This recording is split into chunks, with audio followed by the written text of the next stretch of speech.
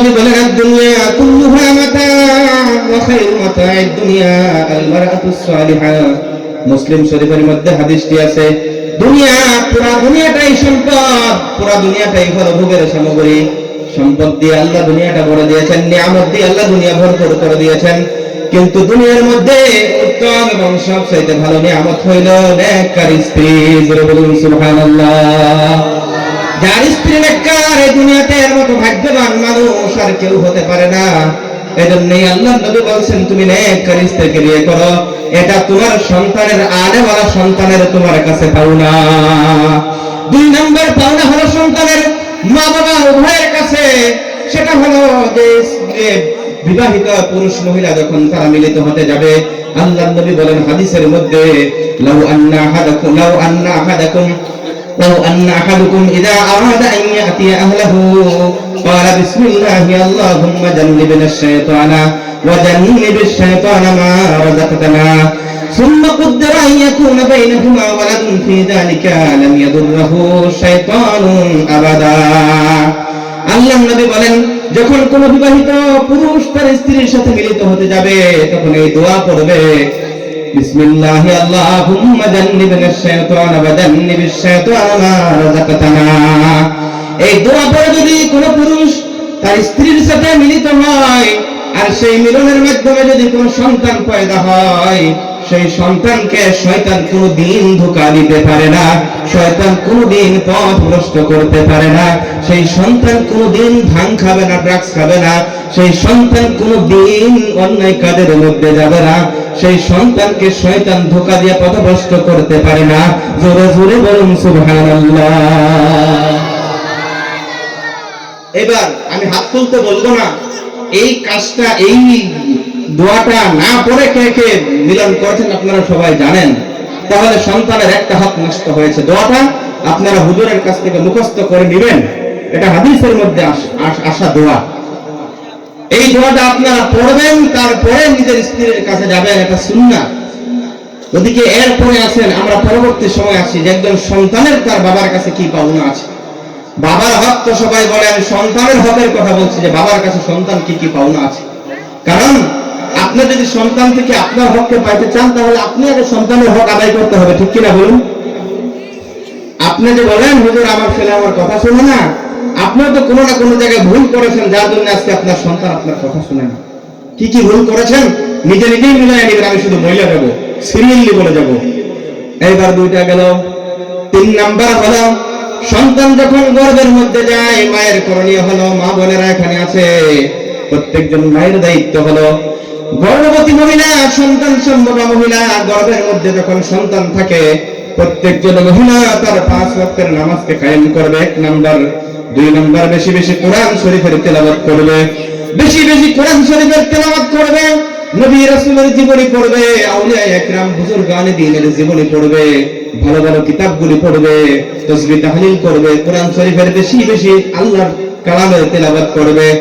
এই সমস্ত আমলগুলির মধ্যে নিজের জীবন যখন সেই সময়গুলি পার করবে, এই আমলের বিনিময় কোরআনের নূর সেই সন্তানের কলিজার ভিতরে, সন্তানের অন্তরের ভিতরে, সন্তানের তার ব্রেনের ভিতরে তার আসর করতে থাকবে। কিন্তু আজকের বর্তমান সময়ের মধ্যে দেখা যায় মা বোনেরা এই সমস্ত আমলগুলি পুরোপুরি করে না। একটা বড় মোবাইল হাতে নেয়, এমনিতেই মা বোনেরা মোবাইলের মধ্যে ব্যস্ত, কিন্তু যখন গর্ভবতী হয় আরো কাম কাজ থাকে না, ঠিক কিনা বলুন? গর্ভবতী মহিলা বিছানায় শুয়ে শুয়ে সারাদিন মোবাইল, শুধু আর মোবাইল নিয়ে ব্যস্ত থাকে, মোবাইল দেখতে থাকে। তাদের 2GB নেট প্যাকে কাজ করে না, 349 ভরাইলে কত আসে? 2GB না, 2GB নেট প্যাক কাজ করে না, এক্সট্রা ডাটা প্যাক ভরে আর মোবাইল দেখে। তো এর ঘর থেকে কি ভালো সন্তান জন্ম হইব না ড্রাগস করবো বলে? তাই তো অবস্থা।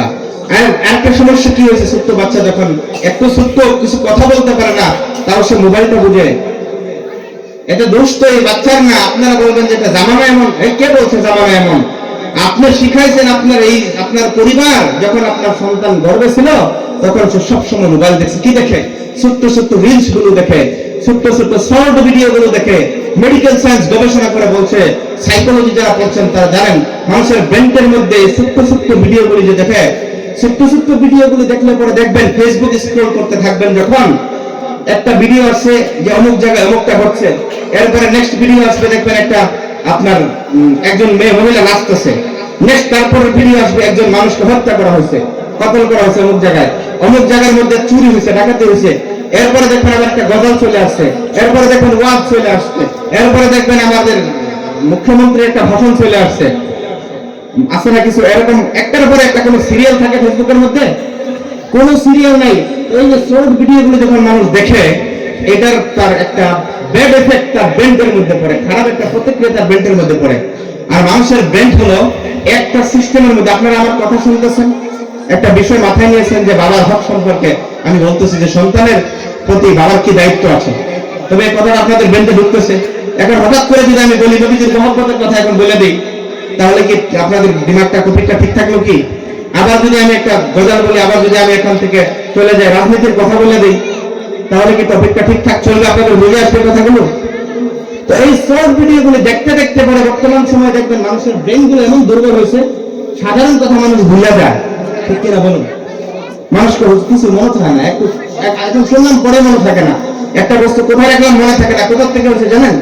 এই শর্ট ভিডিওগুলো ফেসবুকের মধ্যে স্ক্রল করতে করতে মানুষের ব্রেন দুর্বল হয়ে গেছে।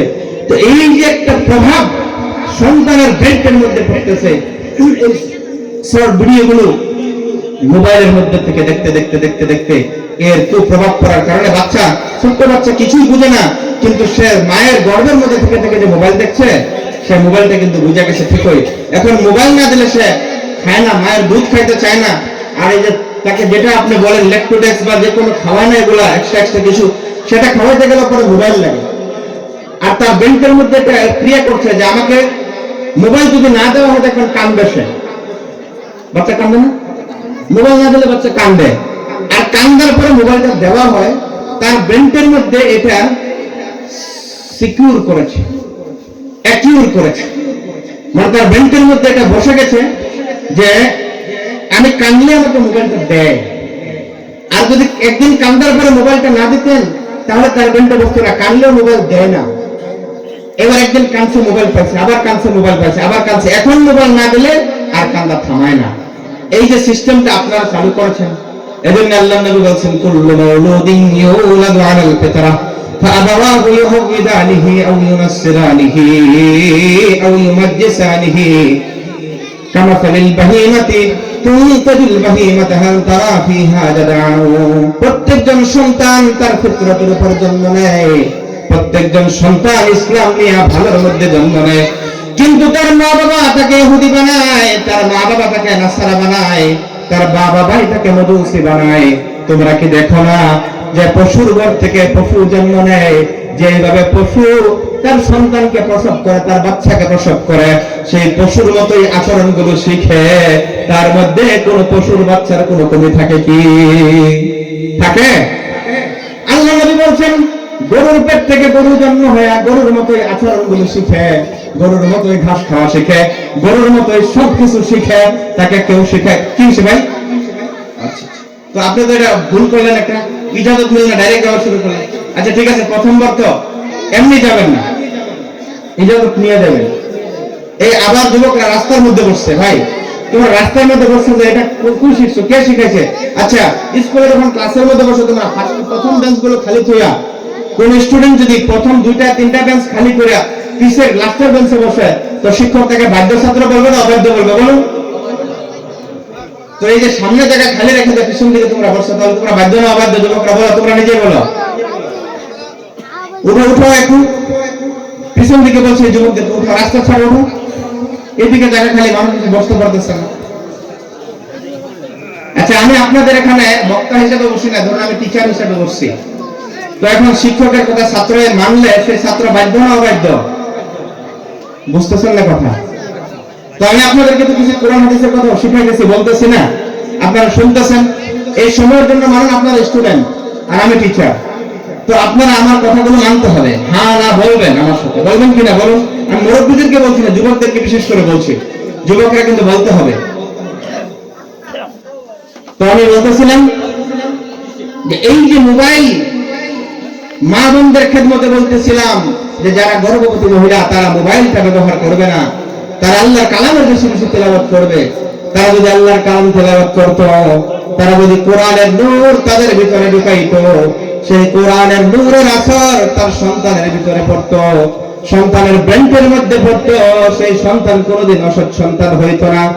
তারা যদি ভালো কাজ করত, তারা যদি নেক কাজ, তাসবিহ তাহলিল সুবহানাল্লাহ আলহামদুলিল্লাহ আল্লাহু আকবার এই তাসবিহগুলি যদি পড়তে থাকতো, তারা যদি ফজরের নামাজ পড়ে সূরা ইয়াসিন তেলাওয়াত করত, তারা যদি মাগরিবের নামাজ পড়ে সূরা ওয়াকিয়া তেলাওয়াত করত, তারা যদি হর হালাতে সর্বসময় আউলিয়া একরামের আম্বিয়া একরামের জীবনীগুলি তেলাওয়াত পাঠ করতে থাকতো, পড়তে থাকতো, তাহলে সেই নবীদের চরিত্র, সেই আউলিয়াদের চরিত্র তার সন্তানের ব্রেনের মধ্যে এমন ভাবে প্রভাব পড়তো, সেই সন্তান এমনিতেই ভালোর দিকে যাইতো।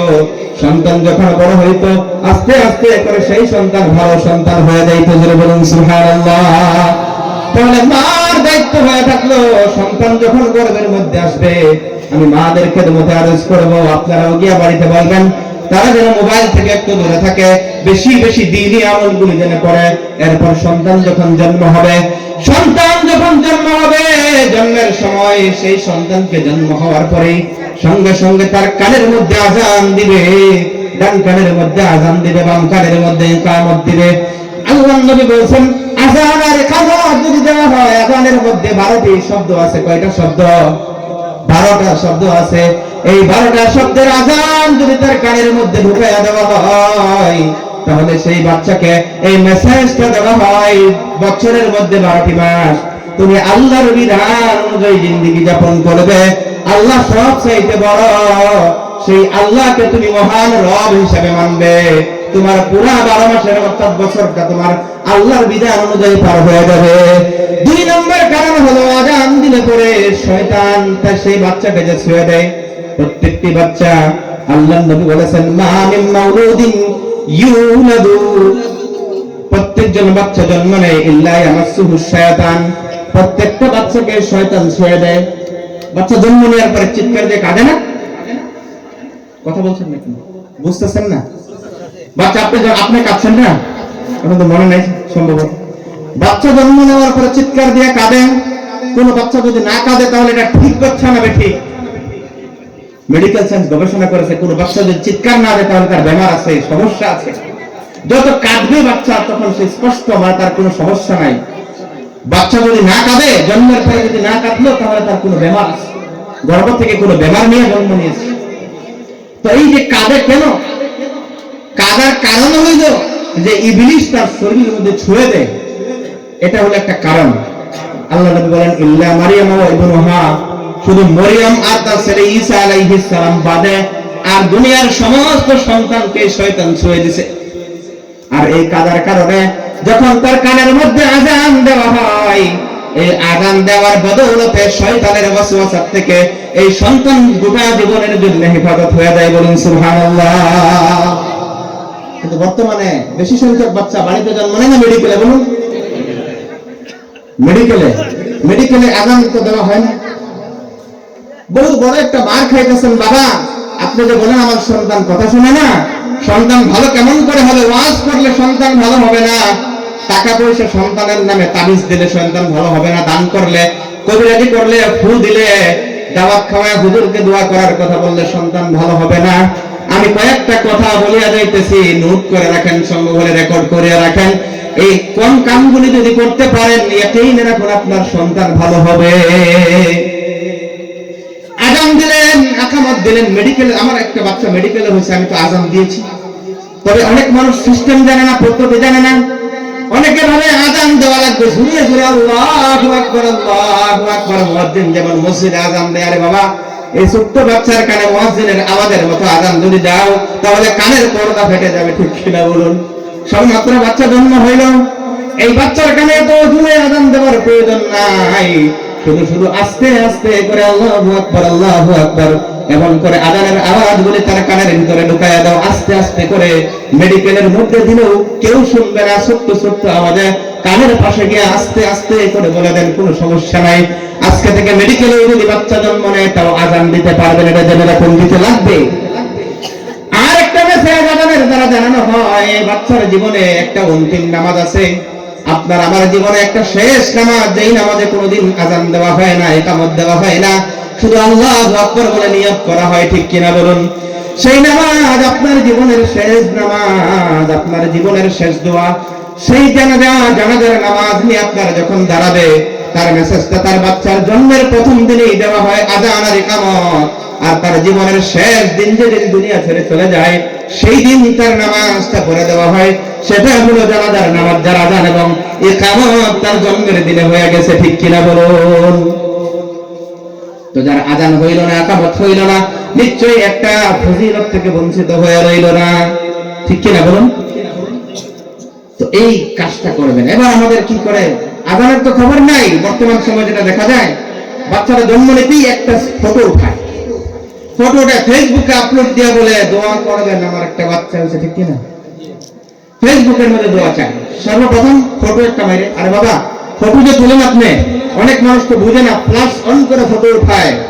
ফ্ল্যাশ যেটা মোবাইলের যেটা লাইট, এই ফ্ল্যাশ অন করে যদি কেউ ফটো উঠায়, আপনি জানেন না ছোট্ট বাচ্চার চোখের মধ্যে যদি এর পাওয়ারটা পড়ে, আপনার চোখে মারলো তো আপনি চোখ বন্ধ করে দেন, মোবাইলের এটা ফ্ল্যাশের পাওয়ার আছে না?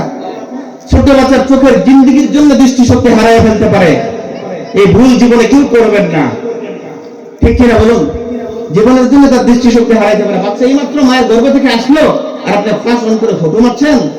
সেই ফটো মারছেন, আপনি তো ভাবছেন ফেসবুকে দিব, আমি বহুত বড় একটা ভালো কাজ করব, কিন্তু এটা কখনোই ভালো কাজ না ভাই। বর্তমান সময়টা এমন জটিল হয়ে গেছে, মানুষ দোয়া চায়, কোথাও এখান থেকে বাইরে যাবে দোয়া চায় ফেসবুকে, কোন সমস্যায় পড়ছে ফেসবুকে দোয়া, সবকিছু ফেসবুকে, উমরায় যাবে ফেসবুকে, হজে যাবে ফেসবুকে অ্যাডভার্টাইজ করে। হজ একটা ইবাদত, ফেসবুকের মধ্যে আপনার অ্যাডভার্টাইজমেন্ট করার কোনো প্রয়োজন নাই। যে কোনো সমস্যা মানুষ ফেসবুকে আপলোড দেয়, ঠিক কিনা বলুন? এগুলো করবেন না, এগুলোর দ্বারা আমাদের আপনার কোনো লাভ হবে না। মানুষ স্বামী স্ত্রীর ঝগড়া পর্যন্ত ফেসবুকের মধ্যে করে। হায়রে মানুষ, কি অবস্থা শুরু হয়ে গেল বর্তমান সময়ে, আল্লাহ হেফাজত করো। তবে যেটা কাজ ছিল, বাচ্চা জন্ম হওয়ার সাথে সাথেই তার কানের মধ্যে আযান দেওয়া। এরপরে যারা দেখতে যাবেন, যারা দেখতে যায়, বাচ্চা দেখতে যায় না মানুষ, তাদের জন্য একটা দায়িত্ব আছে, তাদের জন্য কাম হলো তারা বরকতের জন্য দোয়া করবে। তারা দোয়া করবে, আল্লাহ তুমি এই বাচ্চাকে, বাচ্চার মা বাবাকে তুমি বরকত দাও। এবারে বাচ্চার যখন 7 দিন বয়স হয়ে যাবে, এর আগে একটা কাজ আছে, সেটা হলো তাহনিক। তখনই এর সাথে সাথে অল্প পরে তাহনিক করানো লাগবে। তাহনিক বলা হয়, একজন বাচ্চাকে একজন বুজুর্গ মানুষের মুখের মধ্যে খেজুর অথবা মধু অথবা মিষ্টি কোনো জিনিস, বিশেষ করে খেজুরের কথা হাদিসের মধ্যে আসছে, একজন বুজুর্গ আল্লাহওয়ালা মানুষের মুখ থেকে চাবায়া খেজুর তো দিতে পারবেন না, একটু লালা, সেই মিষ্টি লালাটুকু সেই বাচ্চার মুখের মধ্যে দিয়ে দেন। এটা কেন দেওয়া লাগে? দুইটা ফায়দা আল্লাহ নবী বলেছেন। এক নাম্বার হলো বাচ্চা যখন জন্ম নেয়, জন্ম হওয়ার সাথে সাথে তার মায়ের গর্ভের ভিতরে একটা পাইপের সঙ্গে তার সম্পর্ক থাকে। জন্মের সাথে সাথে সেই পাইপটা কেটে দেওয়া হয়, ঠিক না? মায়ের গর্ভে মায়ের রেহেমের সাথে একটা পাইপের কানেকশন থাকে, যেটা দিয়ে তার সমস্ত নিউট্রিশন গুলো, তার খাদ্য বস্তুগুলো আল্লাহ রাব্বুল আলামিনের কুদরতে যোগান ধরা হয়। কিন্তু যখন বাচ্চা জন্ম নেয়, চিৎকার দিয়ে কাঁদে, কিন্তু সেই পাইপটা কেটে দেওয়া হয়, তখন সেই বাচ্চা দুর্বলতা ফিল করে, দুর্বলতা অনুভব করে, তার শরীরে শক্তি থাকে না। মেডিকেল সায়েন্স গবেষণা করেছে এবং এর উপর স্বীকৃতি দিয়েছে, যখন তাহনিক করা হয়, তার মুখের মধ্যে যখন সেই বুজুর্গের মুখের সেই খেজুরের মিষ্টি মিশ্রিত লালা দেওয়া হয়, তখন সেই বাচ্চার শরীরে তার এনার্জি আবার ঘোরায় পায়। বলুন সুবহানাল্লাহ। 2 নাম্বার হলো, এই বাচ্চার ভিতরে সেই বুজুর্গের মুখের লালা দেওয়ার কারণে আল্লাহ নবীর জামানার মধ্যে নবীজির মুখের লালা সাহাবাদের মুখের মধ্যে, সাহাবাদের বাচ্চা যখন হইতো, নবীজির জবান থেকে হযরত আসমা বিনতে আবু বকর সিদ্দিক রাদিয়াল্লাহু তাআলা আনহু, তিনার যখন আব্দুল্লাহ ইবনে ওমর জন্ম নিল, তখন নবীজির জবান থেকে, নবীজির মুখ থেকে চাবানো খেজুরের লালা তার মুখের মধ্যে দিয়েছিল। তিনি গর্ব করে বলতেন, আব্দুল্লাহর জবানে, আব্দুল্লাহর কলি পেটের ভিতরে সর্বপ্রথম আমার নবীর মুখের লালা গেছে। বলুন সুবহানাল্লাহ। তো এটা দিনে পরে সেই বাচ্চা নেককার হওয়ার সম্ভাবনা থাকে। তো তাহনিক করাবেন। 7 দিন যখন বাচ্চার বয়স হয়, 7 দিনের দিনে 3টা কাজ করা লাগে। কয়টা বুঝতেছেন না আপনারা? 7 দিনের দিনে কয়টা কাজ করা লাগবে? তিনটা কাজ করা লাগবে 7 দিনের দিনে। 1 নাম্বার হলো বাচ্চাকে হলক করবেন, তার মাথার চুলগুলি খোঁড়াবেন। মাথার চুলগুলি খোঁড়ায়া স্বর্ণকারের দোকানে নিয়ে যাবেন, বান্নার দোকানে, স্বর্ণকারের দোকানে নিয়ে সেই স্বর্ণকারের দোকানের মধ্যে এক পাল্লার মধ্যে চুল রাখবেন, আর এক পাল্লার মধ্যে যদি ধনী মানুষ হন স্বর্ণ রাখবেন, আর কিছু গরিব হইলে রূপা। বুঝতেছেন? এক পাল্লার মধ্যে চুলগুলি রাখলেন, আরেক পাল্লার মধ্যে এই চুলের বরাবর ওজন রূপা অথবা সোনা। সোনা রাখেন অথবা রূপা রাখেন, যার যেটা সামর্থ্য আছে রাখিয়া এটা সদকা করিয়া দেন, গরিব মিসকিনকে দান করে দেন। 1 নম্বর কাজ। 2 নম্বর কাজ হলো সেই বাচ্চার একটা সুন্দর নাম রাখবেন। সুন্দর একটা নাম রাখবেন, ভালো নাম।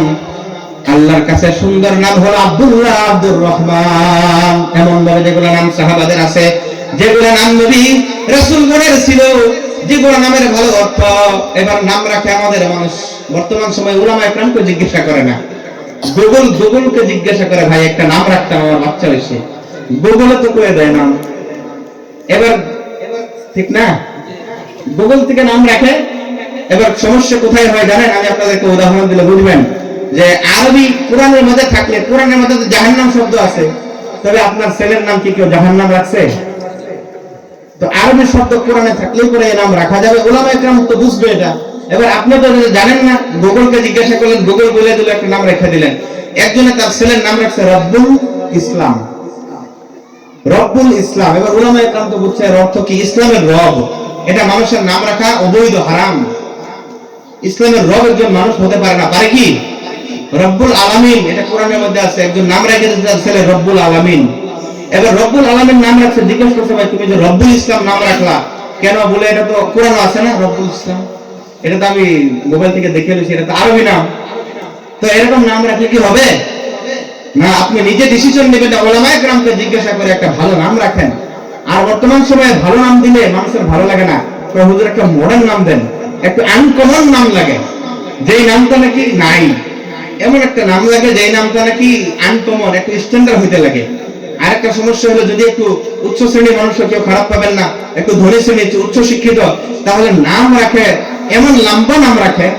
আমাদের আসামের মানুষের নামগুলো বেশি লম্বা। যারা ইউপিতে, দিল্লিতে যারা লেখাপড়া দেওবন্দ সাইডে করেছে তারা জানেন, তাদের নাম ইয়াহিয়া, আনাস, নাসির, এরকম ছোট্ট ছোট্ট নাম, আর কিছু নাই, বাস শুধু ইয়াহিয়া, ইয়াহিয়া, আনাস, আনাস, এতটুকু নাম। আর আমাদের এখানে নাম রাখে আদিবা আক্তারা ফারিহা রহমান, মেয়ের নাম রাখছে আদিবা আক্তারা ফারিহা রহমান। দেখেন, লিখতে তো সমস্যা, ফর্ম একটা ফিল আপ করতে গেলে সমস্যা হবে। এটা বর্তমান সময়ের সমস্যা। এটা প্রয়োজন না। ভালো একটা অর্থ দেখা সুন্দর একটা নাম রাখেন, যেটার অর্থ ভালো। বুঝছেন তো? সুন্দর একটা নাম রাখেন। কেন? আল্লাহর নবী বলেছেন, ইউদআউনা ইয়াওমাল কিয়ামাতি বিআসমাইকুম ওয়া আসমাই আবাইকুম। কিয়ামতের দিন আল্লাহ রাব্বুল আলামিন তোমার নাম ধরে, তোমার বাবার নাম ধরে ডাকবে। সেই দিন যদি তোমার নামটা খারাপ নাম হয়, তোমার কিয়ামতের দিন কোটি কোটি মানুষের সামনে লজ্জা অনুভব হবে, ঠিক কিনা বলো? এজন্যই একটা ভালো নাম রাখা দরকার। 2টা গেল, কয়টা গেছে? 7 দিনের দিনে কয়টা কাজ ছিল? কথাই কয় না। আপনার রোজা আসলেন নাকি আজকে? সবে বরাত লাগছে নাকি? কেন করেন? কয়টা গেছে? 2টা গেছে। 3 নাম্বার যেটা কাজ, 3 নাম্বার কাজ হলো আকিকা করা লাগবে। কি? আকিকা করা লাগবে। আকিকা বুঝছেন তো?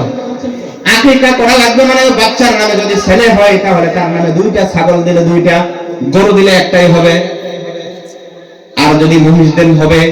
কিন্তু ছাগলের কথা আল্লাহর নবী হাদিসের মধ্যে বলছেন, ছাগল দিলে একজন ছেলের পক্ষ থেকে 2টা ছাগল আকিকা করবেন, আকিকা। আর মেয়ে হইলে তার পক্ষ থেকে একটা ছাগল, বকরি করলে, গরু দিলে একটা হবে। এইবার আকিকা কেন করা লাগে? আকিকার সম্পর্কে আল্লাহর নবী বলছেন, লিকুল্লি গুলামিন রাহিনাতুন বিআকিকাতিহি। প্রত্যেকজন বাচ্চার সাথে আকিকা সম্পৃক্ত থাকে, সংশ্লিষ্ট থাকে, প্রত্যেকজন বাচ্চার সাথে আকিকা। আল্লাহর নবী অন্য হাদিসে বলেন, আকিকা কবে করবে? কবে আকিকা করবে? 7 দিনের দিনে করে। 1 নম্বর, আল আকিকাতু তুযবাহু লি7। আকিকা 7 দিনের দিনে জবাহ করো। আউলি 14, যদি 7 দিনে সম্ভব না হয় তাহলে 14 দিনের দিনে করো। যদি 14 দিনের দিনে সম্ভব না হয় তাহলে আউলি 21, তাহলে 21 দিনের দিনে আকিকা করো। 7 দিন কেন বললেন নবীজি? দেখেন, আজকে থেকে 1500 বছর আগের কথা বলছি। নবীজি জানে এমন একটা জামানা আসবে সিজারিং ছাড়া বাচ্চা জন্ম হবে না। নবীজি জানছেন নাই? আল্লাহ হয়তো জানাইছে, এত মহাপণ্ডিত ছিল দেখেন, না হলে শুধু 7 দিন বলেই ক্ষান্ত হয়ে থাকতো। সিজারিং হবে, মেডিকেলের মধ্যে বাচ্চা আইসিইউতে ভর্তি থাকবে, 7 দিনের দিনে রিলিজ দিবে না। কিভাবে আকিকা করে বাচ্চা আইসিইউতে ভর্তি? এবার 7 দিনের দিনে আকিকা করা সম্ভব হয় না। বাচ্চার মা অসুস্থ, সিজারিং হয়েছে, মেডিকেলের মধ্যে ভর্তি, 7 দিনে আকিকা করা সম্ভব হয় না। তাহলে 14 দিনের দিনে ইন্তজাম করো। এবার 14 দিনেও বাচ্চাকে রিলিজ দেয় না, 14 দিন বিক্রি করে আইসিইউতে ভর্তি আছে, 16 দিন পার হয়ে গেছে, এবার আকিকা দিতে পারলো না। তাহলে 3 নম্বর অপশন হলো 21 দিনের দিনে আকিকা করো। এই 3টা হলো সুন্নাত। খুব মনোযোগ সহকারে শুনবেন। 7 দিন অথবা 14 দিন অথবা 21 দিনের দিনে আকিকা করা হলো সুন্নাত। এবার আমাদের মানুষ আকিকা করে না, ছড়িয়ে জবাব করে। ঠিক কি না বলুন? ইবলিস বলছিল, আল্লাহর সাথে ইবলিস চ্যালেঞ্জ করেছিল যেদিন আল্লাহ তাকে বিতাড়িত করেছে। কি বলছিল জানেন? ফাবিমা আগওয়াইতানি লাআকউদান্না লাহুম সিরাতাকাল মুস্তাকিম। আল্লাহ তুমি দেখবা, আমাকে তো বিতাড়িত করলা, লাঞ্ছিত করলা, আমি চিরদিনের জন্য জাহান্নামী হয়ে গেলাম, চিরদিনের জন্য আমি জান্নাত থেকে বঞ্চিত হয়ে গেলাম।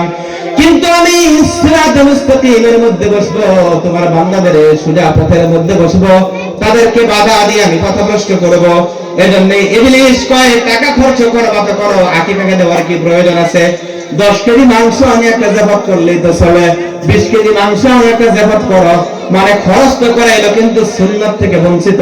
এবার আসেন, আকিকা কেন করা লাগে? আকিকা কেন করা লাগে? আল্লাহর নবী বলেন, কুল্লু গুলামিন রহিনাতুন বিআকিকাতিহি ওয়া লিকুল্লি গুলামিন রহিনাতুন বিআকিকা ফাতুযবাহু আনহু। তোমরা আকিকাগুলি প্রত্যেকজন বাচ্চার পক্ষ থেকে জবাহ করো। ওয়া আমিতু আনহুল আযা, আর তার জীবন থেকে তুমি তার দুঃখ দুর্দশাগুলি দূর করে দাও। প্রত্যেকজন বাচ্চার জীবনে দুঃখ দুর্দশা, আপদ বিপদ মুসিবত থাকে, ঠিক কিনা বলুন? মানুষের জীবনে কত আপদ বিপদ মুসিবত থাকে। যদি আকিকা করে রক্ত প্রবাহিত করা হয়, সেই রক্ত প্রবাহিত করার কারণে জানের বদলে জান কুরবানি করার বিনিময়ে আল্লাহ তার আপদ বিপদ মুসিবতকে দূর করে দেয়। সুবহানাল্লাহ। এবার আজকে থেকে আকিকা সবাই করবেন তো ইনশাআল্লাহ? 3টা কাজে বলেছি, একটা হলো হলক করা 7 দিনের দিনে, 2 নম্বর সুন্দর নাম রাখা, 3 নম্বর আকিকা করা। এবার বাচ্চা 7 দিন হইল, একটু যখন বাচ্চা বড় হয়, যখন কথা বলা শুরু করে, বাচ্চা যখন একটু তার কথা, জবানের 1-2টা কথা শেখা শুরু করে, কথা বলা শুরু করে, তার মধ্যে দুইটা গুণ মানুষ শিখে আর আহরণ করে। এটাকে বলা হয় লার্নিং এন্ড অ্যাকুইজিশন। যারা মানে পড়ছেন, আপনারা পেডাগজি যারা পড়ছেন সাইকোলজিতে অথবা এডুকেশনে, তারা বুঝবেন লার্নিং এন্ড অ্যাকুইজিশন মানে লার্নিং এর জন্য কিতাব, পাঠ্যক্রম, সিলেবাস, টিচার, স্কুল সিস্টেমের প্রয়োজন আছে লার্নিং এর জন্য, কিন্তু অ্যাকুইজিশনের কারণে এই জন্য এগুলো প্রয়োজন নাই। তো বাচ্চা যখন কথা বলা শুরু করে, তখন সে অ্যাকুয়ার করে, আহরণ করে। সেই আহরণ করার সময় যদি তার ভিতরে আপনি আল্লাহ তাআলার পরিচয়টা ঢুকায় দিতে পারেন, কোরআনের নূর তার ভিতরে ঢুকায় দিতে পারেন, তাহলে সেই বাচ্চার ভবিষ্যৎ জীবনটা উজ্জ্বল হয়ে যাবে। বলুন সুবহানাল্লাহ। বাচ্চা যখন কথা বলা শুরু করে, 1-2টা কথা বলে, তখন তাকে আপনি শিখান, বাবা তোমাকে কে সৃষ্টি করেছে? আপনি নিজেই জবাব দিবেন, উত্তর দিবেন, বলবেন আল্লাহ। আবার তাকে প্রশ্ন করবেন, হায়াতের মালিক কে? আপনাদেরকে যদি আমি প্রশ্ন করি হায়াতের মালিক কে, আপনারা বলুন হায়াতের মালিক কে? মওতের মালিক কে? আমাকে বানাইছে কে? আমাদের রিজিক দাতা কে? এমন ভাবে আপনি বাচ্চাকে প্রশ্ন করবেন, প্রথম উত্তর তাকে শিখাইয়া দিবেন। বলে, বাবা তোমারে বানাইছে কে? সে বলবে আল্লাহ। বাবা আমাদের হায়াতের মালিক কে? বলে আল্লাহ। এই আকাশের মালিক কে? এই বাচ্চা বলবে আল্লাহ। জমিনের মালিক কে? সে বলবে আল্লাহ। সূর্যের মালিক কে? বলে আল্লাহ। চন্দ্রের মালিক কে? রাত্রি বেলায় চন্দ্র দেখাবেন, বাবা এটা চন্দ্র দেখো। এই যে তারকাগুলি, তারকারাজিগুলো দেখো। এবার তাকে প্রশ্ন করেন, বাবা এই চন্দ্রকে কে বানাইছে? সে বলবে আল্লাহ। এই তারকাগুলি কে বানাইছে? বাচ্চা বলবে আল্লাহ। এইভাবে যদি তার ভিতরে সৃষ্টিকর্তার পরিচয়টা সত্য সময়ে ঢুকায় দিতে পারেন, তাহলে সে রবের পরিচয় পেয়ে গেল, তার জীবনে কোনোদিন সে আল্লাহকে ভুলবে না। ঠিক কিনা বলুন? এইভাবে যদি একজন বাবা তার সন্তানকে আস্তে আস্তে করে বড় করে, তাহলে সেই সন্তান কখনোই কোনোদিন পদভ্রষ্ট হবে না, সেই সন্তান কোনোদিন লাইন ছেড়ে যাবে না, সেই সন্তান কোনোদিন মা বাবার নাফরমানি করবে না। এবারে বাচ্চা যখন আর একটু বড় হইল, তাকে মক্তবের মধ্যে পাঠান, তাকে কোরআন শিখান, মক্তবের মধ্যে তাকে আউযু বিল্লাহি মিনাশ শাইতানির রাজীম বিসমিল্লাহির রহমানির রহিম কোরআন তাকে শিখায় দেন, কোরআনের নূর তার ভিতরে ঢুকায়া দেন। কোরআন যদি তার ভিতরে ঢুকে, কোরআন এমন একটা কিতাব, কোরআনের শিক্ষার এমন পাওয়ার আছে যে কোরআনের নূর তার ভিতরে ঢোকার কারণে গোটা পৃথিবী তাকে কোনোদিন পথভ্রষ্ট করতে পারবে না। গোটা পৃথিবীর পরিবেশ যদি খারাপ হয়ে যায়, তাহলে সেই সন্তান অন্যের পথে যাবে না, সেই সন্তান ভালো পথের মধ্যে থাকবে। মক্তবের মধ্যে পাঠান, তাকে কোরআন শিখায় দেন।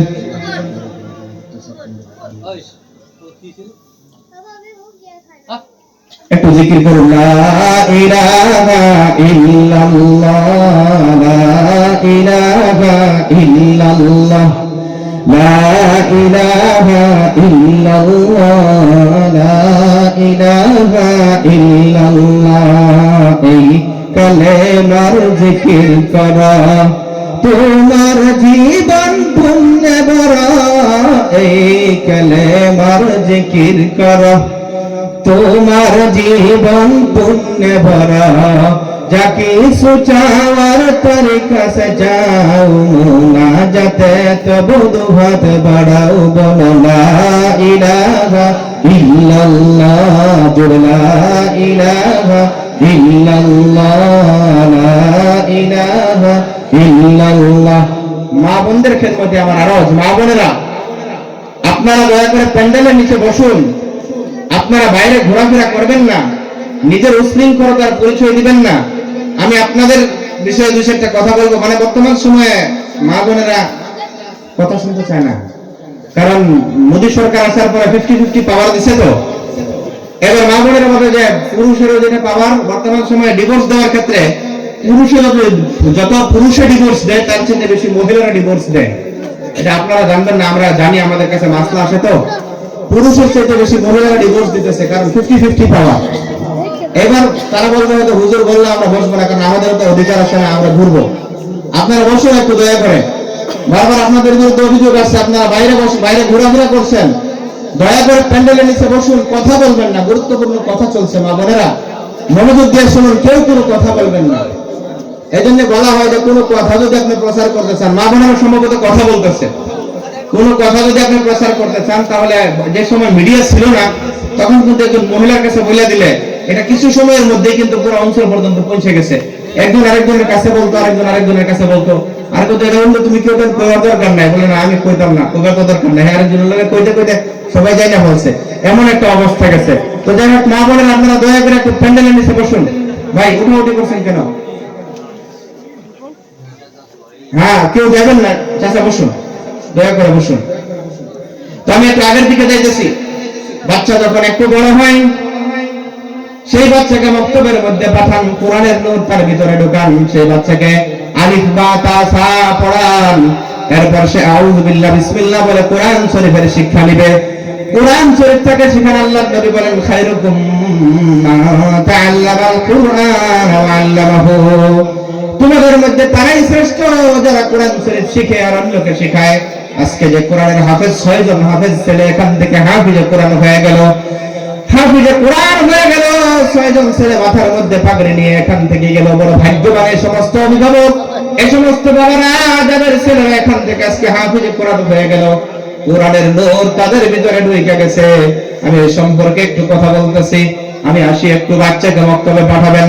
সেই বাচ্চা আস্তে আস্তে করে মক্তবে শিখবে, কোরআন শরীফ শিখবে, মাসলাগুলি মাসাইলগুলি শিখবে, নামাজ শিখবে, জানাজার দোয়াগুলি শিখবে, জানাজার মধ্যে কি কি দোয়া পড়া লাগে এগুলো শিখবে। এমন ভাবে আস্তে আস্তে করে বাচ্চার বয়স যখন 7 বছর হয়ে যায়, তখন আল্লাহর নবী বলছেন 7 বছর বয়সে সেই বাচ্চাকে তোমরা নামাজের কাতারে দাঁড় করায় দাও। কত বছর? 7 বছরে নামাজের হুকুম করো।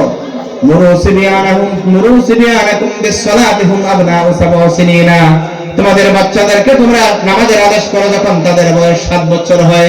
ওয়াদরিবু আলাইহা ওয়া হুম আবনাউ 10 সিনিন, যখন 10 বছর হয়ে যায় তখন মৃদু প্রহার করে হলেও, হালকা হালকা মারপিট করে হলেও তাদেরকে নামাজের কাতারে দাঁড় করায় দাও।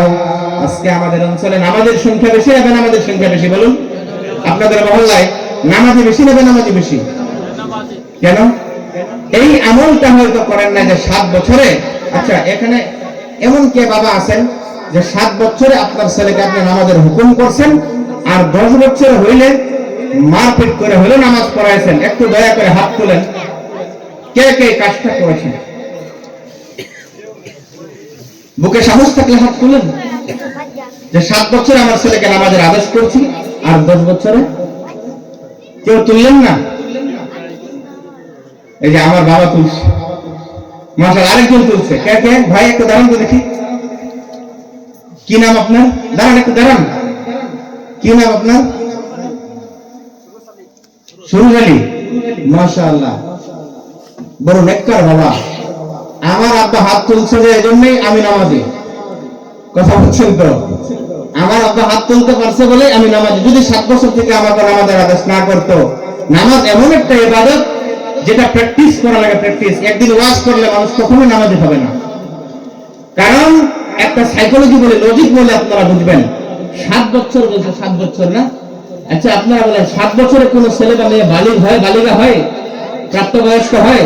কখনোই হয় না। তো নবীজি কেন 7 বছরের কথা বলছেন? নবীজি কেন জানে না যে 7 বছরে একজন ছেলে বালিগ হয় না? নিশ্চয় জানে। কেন বলছে? যে বালিগ হওয়ার আগে থেকেই তাকে নামাজের প্র্যাকটিস করতে হবে, অন্যথা সে পরে নামাজি হবে না। বালিগ হওয়ার পরে যদি তাকে বলা হয় তাহলে সে নামাজ কায়েম করতে হতে পারবে না। কিন্তু হজের কথা বলে নাই, রোজার কথা বলে নাই, যাকাতের কথা বলে নাই, অন্যান্য ইবাদতের কথা বলে নাই, শুধু নামাজের কথা বলছে। নামাজ 7 বছর থেকেই কায়েম করার অভ্যাস করতে লাগবে, তাহলে পরে বড় হইলে তারা নামাজি হবে। আজকে থেকে বাবা হিসাবে আপনার দায়িত্ব 7 বছরের একজন ছেলেকে, আপনি মেয়েকে নামাজের কাতারে দাঁড় করাইয়া দেন। এবার সমস্যা কই? বেড়ায় তো বুঝুন, আমি নামাজ পড়ি না, আমার পুরা নামাজ পড়ে করতে, ঠিক না? বাপ এই নামাজ পড়ে না, পুরা নামাজ পড়ে করতে। সমস্যা তো এই জায়গা। কি হয়েছে ভাই? ও ভাই, আচ্ছা, অন্য কোনো কারণে হবেন না। ওয়াদা করছিলেন কিন্তু ভাই, আইবেন, ঘুরে আইবেন না? নাই না এলে মোবাইল থেকে যান। আচ্ছা, জুতা থেকে গেছে না, বিশ্বাস করছি আমরা। তো কি বলছিলাম? 7 বছর হইলে নামাজের অভ্যাস করান আর 10 বছরে মৃদু প্রহার করে হইলে নামাজের কাতারে দাঁড় করাইয়া দেন। এই 10 বছর পর্যন্ত। এরপরে আরেকটা কাম হইল, ওয়াফাররিকু বাইনাহুম বিল মাদাজি, বিছনাটা আলাদা আলাদা করে দেন। যদি ছেলে মেয়ে আছে, ছেলে ছেলে আছে, 10 বছর হইলে পরে তাদের বিছনাটা আলাদা করে দেন। এক বিছনায় ছেলে আর মেয়ে, ভাই বোন দুজনকে আর থাকতে দিবেন না। আপনাদের সাথে আর 10 বছরের ছেলে মেয়েকে রাখবেন না। বিছনাটা আলাদা আলাদা করে দেন, পৃথক পৃথক করে দেন। কেন করা লাগে? অনেক লম্বা কাহিনী আছে, ব্যাখ্যা করার সময় না, আমার অন্য কিছু আলোচনা করার দরকার আছে, এটা অন্যদিন জানবেন। মোটামুটি 10 বছর হইলে পরে বিছনাগুলো আলাদা করে দেন। এরপরে যখন সেই ছেলে আরেকটু বড় হয়, আরেকটু বড় যখন হয়, তখন তাকে আপনি বর্তমান সময়ের সাথে মিলাইয়া সে বাইক চালাবে, বাইক চালানো তাকে শিখান, বাইক রাইডিং করা শিখাইয়া দেন। গাড়ি চালাবে, গাড়ি চালানো তাকে শিখান। এর সাথে সাথে তাকে শিখান পানির মধ্যে পড়লে পরে কিভাবে সাঁতার কাটতে হয়। বিশেষ করে ইলেকট্রিসিটি সম্পর্কে তাকে শিখান। বর্তমান সময়ে সব বস্তুগুলো ইলেকট্রনিক ডিভাইস, ইলেকট্রিসিটি সম্পর্কে তাকে শিক্ষা দেন। সেটা নবীদের জামানা হয়তো ছিল না, থাকলে নবীজি বলতো। নবীজি বলছেন তীর খেলা শিখাও, তাকে ঘোড়া দৌড়ানো শিখাও, পানির মধ্যে সাঁতার কাটানো শিখাও। সেগুলো সেই সময় ছিল। বর্তমান তীর খেলা শেখানোর কোনো দরকার নাই। কিন্তু ইলেকট্রনিক ডিভাইস গুলো কিভাবে চালাইতে লাগে, কারেন্টের বোর্ড গুলো কিভাবে চালাইতে লাগে, হঠাৎ যদি কাউকে কারেন্টে আক্রমণ করে, ইলেকট্রিসিটি ধরে, কিভাবে মেইন সুইচটা কাটতে লাগে তাকে শেখায়া দেন। বাড়ির মধ্যে কোনো জরুরিকালীন অবস্থার মধ্যে সেই সমস্যাগুলি কিভাবে সমাধান করা লাগে সেটা বাচ্চাকে শেখায়া দেন। বাইক কিনে দিয়েছেন 2,20,000 টাকা দিয়া, কিন্তু ড্রাইভিং রাইডিং শিখাইলেন না। এরপর ঈদের দিন বিকালবেলা নিউজের মধ্যে বাজে অমুকের ছেলে অমুক বাইক চালায় অ্যাক্সিডেন্ট হয়ে মারা গেছে, ঠিক কিনা বলুন? সুন্নাত হলো প্রথম বাইক চালানো শিখাবেন, তারপরে তাকে বাইক কিনে দিবেন। কিন্তু টাকা আছে বাইক কিনে দিলেন, কিন্তু নবীদের হাদিসটা জানলেন না। বাবা হিসেবে আপনার দায়িত্ব ছিল তাকে ড্রাইভিং শিখানো। বলে বাবা বাইক 60 স্পিডের উপরে চালানো ঠিক না, অত্যন্ত জরুরি হলে পরে হাইওয়ে তুমি 80-তে চালাইতে পারো। এটা কেউ শিখাইছে? খালি কয় ছেলেরা এত স্পিডে বাইক চালায়। ভাই তাকে তো শিখানো হয় না যে বাইক স্পিড চালাইতে লাগে না, শিখাইতে তো লাগবে। তো এই যে কিছু কামগুলো এগুলো তাদেরকে শিখান, কিভাবে মানুষের সাথে ব্যবহার করা লাগে, মুরব্বীকে কিভাবে সম্মান করা লাগে, ছোটকে কিভাবে মোহাব্বত করা লাগে। বাবা হিসাবে আপনাকে এগুলো শিখাইতে হবে আপনার ছেলেকে। ছেলেকে নিয়ে সন্ধ্যার সময় বসে আপনি একটু সময় তাকে দিন, একটু সময় দেন, তার কথাগুলি শুনুন। ছোট্ট বাচ্চা দেখবেন প্রশ্ন করে, অনেক প্রশ্ন করে, সারাদিন অন্তত 100-200 করে প্রশ্ন করে, ঠিক না? অনেক প্রশ্ন করে। আপনি কি ভাবছেন এই প্রশ্নের সঠিক উত্তরগুলি যদি আপনি দিতে পারতেন তাহলে তার ব্রেনটা শার্প হয়ে যেত, সে কথাগুলি সঠিকভাবে তার ব্রেনের মধ্যে বসাইতে পারত। ছোট্ট বাচ্চাদের প্রশ্ন করে, বাবা আব্বা এটা কি, আব্বা এটা কি, আব্বা এটা কিসের জন্য হয়েছে, আব্বা এটা কোথা থেকে আসছে, এমন প্রশ্ন করে না। তখন আপনি বিতৃষ্ণ হবেন না, ত্যক্ত হবেন না, তাকে ধমক দিবেন না, কখনোই দিবেন না। অনেক বাংলা দেখে এই কি জিজ্ঞাসা, এটা বারে বারে এক কথা জিজ্ঞাসা, এই কথা কখনোই বলবেন না, তার মনটা ভেঙে যায়। সাইকোলজি পড়লে আপনি বুঝবেন ছোট্ট বাচ্চার মনের মধ্যে অনেক আশা আর অনেক কিছু নিয়ে প্রশ্ন করে, জানার তার কৌতূহল মনের মধ্যে জন্ম হয়। যখন তার বয়স 2 বছর পার হয়, 3-4 বছর থেকে তার মনের মধ্যে এমন একটা কৌতূহল আসে, সে শুধু জানতে চায়, নতুন জানতে চায়। এটা কোথা থেকে হইলো, মোবাইলটা কেমনে হইলো, এই মাইকটা কোথা থেকে, আসমানটা কেমনে হইলো, এই পাহাড়টা কেন, এটা কি, কোথা থেকে কি আসলো, সবকিছু প্রশ্ন করে একটা করে জানার একটা ভাব তার মনের মধ্যে আসে। সেই সময়ের কথা আমি বলছি, সেই সময় যদি তার ভিতরে আপনি সঠিক ইসলামের জ্ঞানগুলো ঢুকাইয়া দিতে পারেন তাহলে নিশ্চয়ই সেই ছেলে নেক সন্তান হবে। সময় দেন একটু। বর্তমান সময়ে দেখা যায় মা বাবা এমন ব্যস্ত জীবন যাপন করে, কর্মস্থলীতে দোকানের মধ্যে এমন ব্যস্ত হয়ে আছে, নিজের সন্তানকে একটু সময় দেয় না। একটু সময় না দেওয়ার কারণে সেই ছোট্ট ছেলে অন্যের ছেলের সাথে সময় পার করে, সারাদিন অন্য খারাপ ছেলেদের সাথে ঘুরে, তাদের চরিত্র নিয়ে আস্তে আস্তে করে বড় হয়। এজন্যই দেখবেন অনেক উচ্চ শিক্ষিত ছেলেরাও ভালো হয় না, অনেক উচ্চ শিক্ষিত চাকরিজীবী, কিন্তু তাদের ছেলেকে সময় না দেওয়ার কারণে তাদের ছেলেও পথভ্রষ্ট হয়ে যায়, ঠিক কিনা?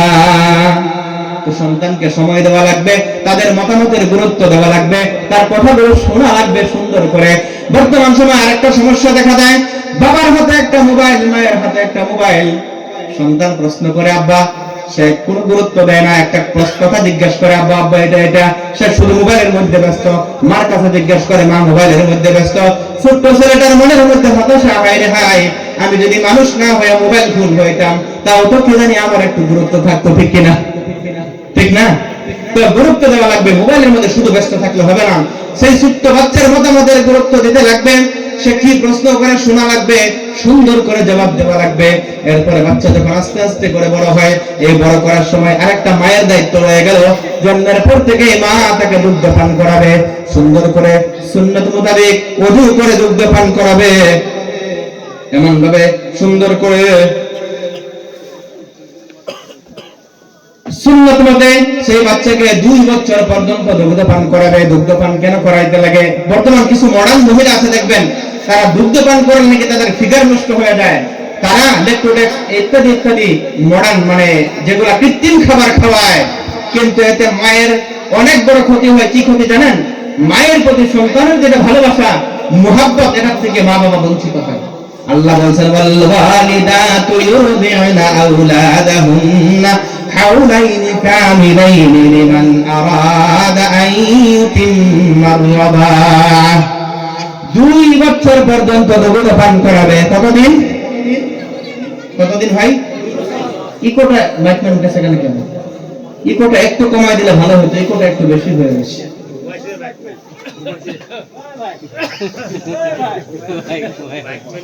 তো বলছিলাম 2 বছর পর্যন্ত দুগ্ধ পান করাবে মা। কতদিন? এদিকে মনোযোগ দেন, এদিকে মনোযোগ দেন। 2 বছর দুগ্ধ পান করাবে। এবার দেখা যায় অনেক মহিলারা 2 বছর পার করে দুগ্ধ পান করায়। 2 বছর পার হয়ে যায়, 2 বছরের পরে দুগ্ধ পান করানো কিন্তু জায়েজ নাই। এবার 2.5 বছর 3 বছর হয়ে গেল, কিছু মা বোনেরা সন্তানকে দুগ্ধ পান করায়। এই দুধের দ্বারা কিন্তু সেই সন্তানের জেহেন কমবে, সেই সন্তানের চরিত্র খারাপ হবে, সেই সন্তান দুর্বল জেহেনওয়ালা হবে। 2 বছর পর্যন্ত দুগ্ধ পান করায় বন্ধ করতে হবে। আল্লাহ বলছেন সালাসুনা শাহরা, 30 মাস পর্যন্ত হামলুহু ওয়া ফিসালুহু সালাসুনা শাহরা। গর্ভ আর দুগ্ধ পান করানো নিয়ে 30 মাসের সময় দিয়েছে। গর্ভের মধ্যে নিম্ন স্তরের সময় হলো 6 মাস, আর দুগ্ধ পান করানোর সর্বোচ্চ সময় হইল 2 বছর। 24 মাস মিলে কতদিন হইল? 30 মাসে 2.5 বছর হয়। এই 2.5 বছর পর্যন্ত গর্ভধারণ আর দুগ্ধ পান করানোর সময় আল্লাহ রাব্বুল আলামিন নির্ধারণ করে দিয়েছে। এই কথাগুলি গুরুত্বপূর্ণ। তবে সন্তানের বেলায় এই ভুলগুলি হয়তো আপনি করেছেন। এবার সন্তান যখন আরেকটু বড় হয়, যখন বড় হবে সন্তানকে বিয়ে করাইতে যাবেন। বিয়ের কথা তো আমি প্রথমে বলে আসছিলাম, আপনার বিয়ের কথা বলছিলাম, এবার আপনার সন্তানের বিয়ের কথা বলছি। সন্তানকে যখন বিয়ে করাইতে যাবেন, বিয়েতে বর্তমান সময়ে যেটা দেখা যায়, অনা ইসলামিক কৃষ্টিকলাপ এমন ভাবে শুরু হয়েছে। ভাই মনোযোগ সহকারে শুনুন, সমস্যা কোথায় আর আমরা মলম লাগাই কোথায়। অন্য ওয়াজ কোরআনের কথা তো বলবো আমি, কিন্তু এগুলা গুরুত্বপূর্ণ বিষয়। বাস্তব সমাজে আমাদের এগুলাতে সমস্যা হওয়ার কারণে এই সমস্যাগুলি আসছে। মনোযোগ সহকারে শুনুন। বিয়ের সমস্যা হলো যখন পাত্রী দেখতে যাবেন, পাত্রী দেখতে যখন যাবে, ইসলামিক রীতিনীতি কি আছে, ইসলামিক সমাজ ব্যবস্থা কি বলে? আপনার পছন্দ বিয়ে করাবেন না ছেলের পছন্দ করাবেন বলুন? দেখি কি উত্তর দেয়। বাবার পছন্দ হবে না ছেলের পছন্দ হবে বিয়া? ছেলের পছন্দে না বাবা? ভালো করে বলেন, সঠিকটা বলেন। আবার এদিকে বলেন ছেলে, এদিকে বলছে বাবা ঠিক, আর এদিকে বলছে ছেলের পছন্দ বাবার পছন্দ। আর আপনারা বলেন না কেন? বলতে পারতেছেন না? হ্যাঁ, ছেলের পছন্দ। এবার ইসলাম কি বলে? আপনারা দুইটা বললেন, কেউ বলছে বাবার পছন্দ, কেউ বলছে ছেলের পছন্দ। ইসলামিক নীতি হইলেও ছেলের পছন্দ বিয়ে হবে। এবার বাবারা মনে কষ্ট পাইছেন, বলে হুজুরের কি ওয়াজ করলেন, 25 বছর ছেলেরা এত কষ্ট করে বড় করলাম, আজকে এমন একটা ওয়াজ করলেন আমার জীবনের সমস্ত কষ্ট পানি হয়ে গেল। ঠিক না? ছেলেটা বিরাট বাবা হয়েছে, কই যে আলাপ করে ফোনের মধ্যে বলে হুজুরে কিন্তু আজকে অন্য ওয়াজ ধরে না, একটা ওয়াজ কিন্তু কামে লাগছে। তার পছন্দ যে বিয়ে হইব, হয়তো আগে পছন্দ করে দিছে। যেমন মেট্রিক পরীক্ষা দিব, হেসুন বলাই একটা ছেলেকে ফোন করে, হাসানা ফোন করে বাস করে দিছে, আজকে ওয়াজটা বলছে বলে তার পছন্দ দেওয়া হবো, কিরম বুঝবি সুবিধা। কিন্তু একটা সমস্যা আছে রে বাবা, যদি তোমার পছন্দ হবে সিস্টেমটা আমি বলে দেব, এটা ইসলামিক বিবাহের সিস্টেমটা আমি বলছি, গুরুত্বপূর্ণ বিষয়। একটা কথা মনে রাখবেন, পাত্রী দেখতে যখন যাবে, পাত্রী দেখার জন্য ইসলাম ইজাজত দিয়েছে সর্বপ্রথম যে ছেলে বিয়ে করবে ক্যান্ডিডেট, সেই ক্যান্ডিডেট ছেলে পাত্রী দেখবে, তার মা দেখতে পারে, তার বোন দেখতে পারে। এবার ছেলেকে বিয়ে করাবেন, আপনি কিন্তু পাত্রী দেখতে পারবেন না। ওয়াজটা একটু খারাপ হয়ে গেছে না? হুজুর আমার পুত্রে বিয়ে করে আমি যদি দেখবার না পাই, এটা কিরকম কথা? কিন্তু ইসলাম এটাই বলে। কেন বলে? লজিকটা দেখেন। আপনার ছেলেকে বিয়ে করাবেন, আপনার ছেলেকে বিয়ে করানোর আগে যেই মেয়েকে দেখতে গিয়েছেন, এই মেয়ে যদি আপনার ছেলের পছন্দ না হয়, তাহলে আপনার জন্য এই মেয়েকে বিয়ে করা জায়েজ আছে না নাই? বুঝছেন না অবস্থা? ধরুন একটা মেয়ে দেখবার লাগে গেছো, এই মেয়েটা পছন্দ হয়েছে, আমি ছেলের বিয়ে করাইছেন না, কোন সম্পর্ক হইল না, এই মেয়ের আইনের লাগে বিয়ে করা জায়েজ আছে না নাই? মাস তারা করে আমি এটা করতেছি না যে আমি বড় বছর একটা বিয়ে করবো, একটা বুঝবার লেগে করতেছি আর কি। এমনি বর্তমান বহু বিবাহ আইন আনতেছে মুখ্যমন্ত্রী, এটা বাস করলে পরে আমার ফতনা বাজাইব। বহু বিবাহের আইন আনতেছে, সামনে বিধানসভা 26 যদি পাস করে কইছে তেলের বোতল দিব আর কয়েকটা বিয়ে করা বন্ধ করব। তো যাই হোক, বলতেছিলাম এই মেয়ে দেখতে যাবেন, আপনি দেখতে পারেন না, ইসলাম এটাই বলে। যে ছেলে প্রথম পছন্দ যদি হয় তার মা বোন ইত্যাদি। কিন্তু আমাদের এখানে কি ব্যবস্থা হচ্ছে, চাচাতো বোন জামাই, খালাতো বোন জামাই, ফুফাতো বোন জামাই, আপন বোন জামাই, যত ইষ্টি আছে বন্ধু বান্ধব থেকে শুরু করে সব মানুষকে ডাইকা একবারে যায় পাত্রী দেখতে, ঠিক না? বোন জামাইরা না গেলে তো বিয়াই হয় না। বলে আর জামাইরা ওইরকম একটা মুসুমতা হয়, যদি পাত্রী দেখার সময় যদি জামাত না দেয়, জামাইরা তো ফোন মারলে ফোন রিসিভ করে না, বলে এই বিয়াটা দিয়ে যেতাম না, সব ঠিকঠাক করে হেরা আমার জামাত দেয়। মানে সিস্টেমে দেওয়া হয়েছে, কি করবা, জামাইরা দোষ নেই, সিস্টেমটা খারাপ হয়ে গেছে। আমি তো জামাই, আমার হালির ছেলের বিয়া হয়েছে, আমি তো বিয়ার দিনে যাবার আমার সময় নাই, পাত্রী দেখবার তো দূরের কথা। তো ইসলামিক রীতিনীতি না থাকার কারণে আমাদের সমস্যা। আপনারা আমরা আসতেছেন না, আসলে তো হাসার ব্যাপার না। বন্ধু, আমি একটা বিয়ে আপনাদের সামনে তুলে ধরবো, যে বিয়েটা হলো যেই মহিলা জান্নাতের নারীদের মহিলাদের সর্দারিনী হবে, মা ফাতিমাতুজ জোহরা রাদিয়াল্লাহু তাআলা আনহার বিয়ে আপনাদের সামনে আমি তুলে ধরবো। তার বিয়ের সাথে আমাদের সমাজের বিয়েগুলো একটু মিলাবেন, আপনারা একটু সামনে আমি আনতেছি, আপনারা মিলাই নেবেন যে আমাদের বিয়ে কেমন ভাবে হইতেছে, আর বিশ্বনবীর মেয়ে মা ফাতিমা যিনি জান্নাতি নারীদের সর্দারিনী ছিলেন তার বিয়ে কেমন ভাবে হয়েছিল, আর আমাদের বিয়ে মেয়েদের বিয়ে কেমন ভাবে হইতেছে, ইসলামিক বিবাহ কেমন ভাবে হইতে লাগে। বন্ধু, সেই পাত্রী দেখবে, সেই ছেলে সর্বপ্রথম পছন্দ করবে। এবার যুবকদেরকে বলছি, তুমি কখন দেখতে পারবে, যখন বিয়ের আলোচনা চলে। এখন তুমি ক্লাস 10-এ পড়ো, তখন থেকে মেয়ে পছন্দ করবে, এটা হবে না। যখন বিয়ের আলোচনা চলছে তখন তুমি দেখতে পারবে বিয়ের নিয়তে, শুধু বিয়ের নিয়তে সে মেয়ে দেখা যায় না। তারপর তার মা বোন তারা দেখলো, পছন্দ হয়ে গেল, বিয়ে ঠিক হয়ে যাবে। এবার বর্তমান সময় আমাদের যেটা অবস্থা দেখা যায়, যে বিয়ে তো সবাই তো গেল দেখলো, এরপরে আসেন বিয়ের দিন তারিখ ঠিক হবে, যৌতুকের কথা আলোচনা হয়, যৌতুক প্রথা ইসলামের মধ্যে নিষিদ্ধ।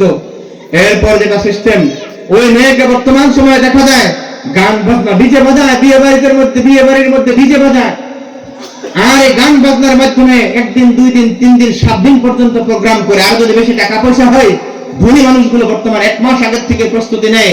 একদিন বলে ইয়েলো কালারের কাপড় পরে, একদিন বলে রেড কালারের কাপড়, একদিন বলে অমুক সাদা সাদা কালারের কাপড়, একদিন বলে রাত্রিবেলায় এই যুবক যুবতী একসাথে করে নাচানাচি, ডিজে বাজায়া হিট গানগুলো লাগায় নাচানাচি করে, এমন ভাবে বিয়ের মজলিসগুলি করে। আর সর্বশেষ বিয়ের দিনে সেই মেয়েকে, যেই মেয়েটা একটা বড় দামি তার জীবন, সোনার জীবন, সেই মেয়েকে রবার মধ্যে বসায়া দেয়, যেখানে সমস্ত আম মানুষগুলি যাবে সেখানে থেকে বেপরদা হিসেবে বসায়া দেয়। আর বসায়া সমস্ত মানুষগুলি আজকাল যায় আর সেলফি তুলে, যে যায় সেই মেয়ের সঙ্গে সেলফি তুলে আর ফেসবুকের মধ্যে আপলোড দেয়। হাজার হাজার ফটো, সেই মেয়ের বেপরদা ফটো ফেসবুকের মধ্যে আপলোড হয়। আর সেই মেয়ের গর্ভ থেকে ভালো সন্তান জন্ম হবে? আপনারা বলুন না ভাই, হবে? এই যে অবস্থা হয়ে গেছে, একদিন হয়তো এই মেয়ে বুঝবে, একদিন হয়তো এই মেয়ে পর্দানিশীল হবে, একদিন হয়তো মেয়ে তওবা করবে, আল্লাহ আমার জীবনে ভুল করেছি। কিন্তু ফেসবুক থেকে হাজার হাজার মানুষের অ্যাকাউন্ট থেকে আপলোড দেওয়া সেই বেপরদা ফটোগুলো কে ডিলিট করবে? এই ফটোগুলো কেউ শেয়ার করবে, কেউ লাইক করবে, কেউ কমেন্ট করবে, কেউ বাজে কমেন্ট করবে, কেউ দেখবে মজা নিবে, কেউ বা তো খারাপ নজরে দেখবে। কিয়ামত পর্যন্ত যতদিন ফেসবুক থাকবে, যতদিন এই মেয়ে হয়তো একদিন তওবা করবে, একদিন হয়তো সে পর্দা করবে, কিন্তু এই যে গুনার জরিয়া তার ফেসবুকের মধ্যে হয়ে গেল, কবরে যাওয়ার পরেও সেই গুনাহ তার আমল নামার মধ্যে লেখা হয়। জোরে জোরে বলুন নাউজুবিল্লাহ। চিন্তা করে কি দেখেছেন কি অবস্থা বর্তমান সময়ে? গুনার কেমন ভাবে রাস্তা আমরা করে দিয়েছি। আর আমরা ওয়াজ করে বলি, হুজুর একটু দোয়া করবেন, একটু দোয়া করবেন, আমার সন্তান আমার কথা শুনে না, একটু দোয়া করবেন, আমার বাড়ির মধ্যে আমার স্ত্রী আমার কথা শুনে না, একটু দোয়া করবেন, বাড়িতে আমার শান্তি নাই। দোয়ার দ্বারা ভাই কিছুই ফায়দা হবে না। ইসলামিক জীবন যাপন যদি নবীজির দেওয়া তরিকা অনুযায়ী করতে না পারেন, সেই জায়গার মধ্যেই যদি সমস্যা থাকে, বাকি জীবন আরো অপেক্ষা করুন। আপনার বৃদ্ধ বয়সে ছেলেরা আপনি কিছুই ছেলের থেকে আশা করতে পারবেন না। বড় কঠিন কথা, ওয়াজ একটু কারা হয়ে গেছে নাকি আজকে?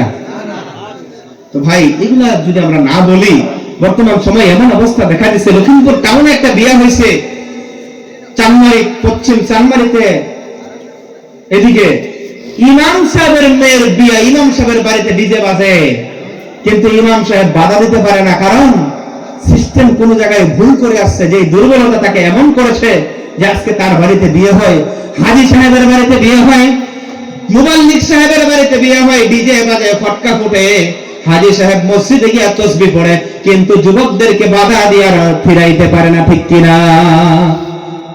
শিক্ষিত মানুষের বাড়িতে বিয়ে হয়, উচ্চ শিক্ষিত মানুষ, মুরব্বীর কথা তার ছেলেরা শুনে না, তার কথার আজকে কোনো দাম নাই, তার বাড়িতে ডিজে বাজে, নাচানাচি হয়, মুরব্বী মসজিদে গিয়া বসে বসে কান্দে, কিন্তু এই কান্দার কোনো কাম হয় না। এই মুরব্বী হয়তো জীবনে এমন ভুল করেছে যে এই ভুলের পরিণতিতে আজকে তার বৃদ্ধ বয়সের কান্দাও তার বাড়ির ডিজে বন্ধ হয় না। হয়তো জীবনে এমন কোন ভুল করেছে যে এই ভুলের কারণে আজকে তার বাড়িতে অনা ইসলামিক কার্যকলাপ হয়, সে নিজে একজন ইমানদার বলে পরিচয় দিয়েও সেটা বন্ধ করতে পারে না, ঠিক কিনা বলুন? তো ভাই, সমস্যা যেখানে হয় মলম সেখানে লাগাতে হবে। আসুন আমরা ইসলামিক সমাজ গড়ি, ছোট্ট থেকে ছেলে মেয়েদেরকে আমরা ইসলাম শিখাই। আর অনেক কথা আছে, গোটা জিন্দেগির কথা বলতে গেলে, বিয়ের কথা বলছিলাম, মা ফাতেমার বিয়েটা আপনাদের সামনে উঠায়া আমি একটু মাদ্রাসার দিকে যাব। বন্ধু, মা ফাতেমা জোহরা রাদিয়াল্লাহু তাআলা আনহার বিয়ের প্রস্তাব মক্কার যুবকেরা সেই মদিনার মধ্যে মা ফাতেমা রাদিয়াল্লাহু তাআলা আনহার বিয়ের প্রস্তাব দেয়। আরবের মধ্যে অনেক যুবকেরা প্রস্তাব দেয়, কিন্তু কারো প্রস্তাব আল্লাহর নবী গ্রহণ করে না। অপেক্ষা করে আল্লাহর পক্ষ থেকে কি ফয়সালা আসে। আলী নামের একজন যুবক যখন প্রস্তাব দিল, আল্লাহ রাব্বুল আলামিনের পক্ষ থেকে ওহী আসলো, আল্লাহর নবীকে জানায়া দিল, নবী আপনি প্রস্তাব গ্রহণ করুন। আলী একজন নেককার যুবক, একজন দিনদার যুবক। আলী রাদিয়াল্লাহু তাআলা আনহুর প্রস্তাব গ্রহণ করে নবীজি আলীকে ডাকছে, আলী, মোহর দেওয়ার মতো তোমার কাছে কি আছে? আলীর কাছে কিছুই নাই, সম্পদ হিসেবে টাকা পয়সার কোনো মালিক না, শুধু লোহার একটা বরম আছে, ব্রহ্ম লোহার একটা অস্ত্র ছিল। সেই অস্ত্রটাকে বলছে, রাসূলুল্লাহ আমার কাছে অন্য কিছু নাই, শুধু এই লোহার ব্রহ্মটাই আছে, বলে এটা তুমি বিক্রি করে দাও, এটা দিয়েই তোমার বিয়ের মোহর তুমি নির্ধারণ করো। বিক্রি করেছে 400 থেকে 500 দিরহামের মতো রূপা, রূপার মূল্য হয়েছিল, রূপার মতো হয়েছে 1 কেজি থেকে 1.5 কেজি, প্রায় 1.5 কেজির মতো রূপা। কত? প্রায় 1.5 কেজি। 1 কেজি 464 কত মিলিগ্রাম? 1 কেজি 464 কত মিলিগ্রাম রূপা, যেটার মূল্য হইল, এটাকে বলে কি মোহরে ফাতেমা। জানেন আপনারা? বলেন না, মোহরে ফাতেমা। আলী রাদিয়াল্লাহু আনহু এটাকে মোহর নির্ধারণ করলেন। সাদা সিধা ভাবে আল্লাহর নবী বিয়ে পড়ায়া দিলেন। সাধারণ ভাবে ওলিমা করা হলো, ওলিমার মধ্যে সিম্পল খরচ, বিয়েগুলি আসানির সাথে হয়ে গেল। আর ইসলামিক নিয়ম নীতিতে বিয়ে আসান করা লাগে, লক্ষ লক্ষ টাকার বাজেট করে বিয়ে করা লাগে না। সাধারণ ভাবে সিম্পল ভাবে বিয়েগুলি করান, যেখানে ইসলামিক রীতিনীতি থাকবে, সুন্দরভাবে মেয়ে দেখবে, সুন্দরভাবে ইন্তজাম করে একটা আলোচনা করেন, ডেট একটা ফিক্স করে নেন, যেখানে যৌতুক থাকবে না, যেখানে কোনো পাওনা দাওনার কোনো কথা থাকবে না, যেখানে সাধারণভাবে এমন অনেক মেয়ের বাবা আছে বলে আপনি কি দিবেন আপনার পুত্রবধূ হিসাবে আপনি বানাবেন, আপনি যেটা দেন আপনার বউর থাকবে জেহারপাতি অলংকারাদি, এমন ভাবে বলে দেয়। এমন সুন্দর করে যে বিয়েটা হয়ে যায়, যেখানে অনেক খরচ নাই, সুন্দর সুন্নতি পদ্ধতিতে বিয়ে হয়ে যায়। সেই বিয়ের থেকে যখন আল্লাহ রাব্বুল আলামিন একজন সন্তান যখন দিবে, সেই দম্পতি থেকে যখন সন্তান হবে, নিশ্চয়ই তাদের গর্ভ থেকে ভালো সন্তান হবে, ঠিক কিনা বলুন? কিন্তু যেখানে তাদের বিয়েটাই হইল অনা ইসলামিক পদ্ধতিতে, যে বিয়ের মধ্যে বিয়ে করতে কি, যে বিয়ের মধ্যে হাজার হাজার গুনাহ হয়ে গেল, ফেসবুকের মধ্যে সাক্ষী হিসাবে হাজার হাজার ফটো আপলোড হয়ে গেল, বেপরদা ফটো, সেই বিয়ের পরে যতই তাহাজ্জুদ পড়ে দোয়া না করা হোক, কিন্তু তার সেই আরম্ভটাই সমস্যা হয়ে গেছে, এবার তার এন্ডিং তো নিশ্চয়ই সমস্যা হবে।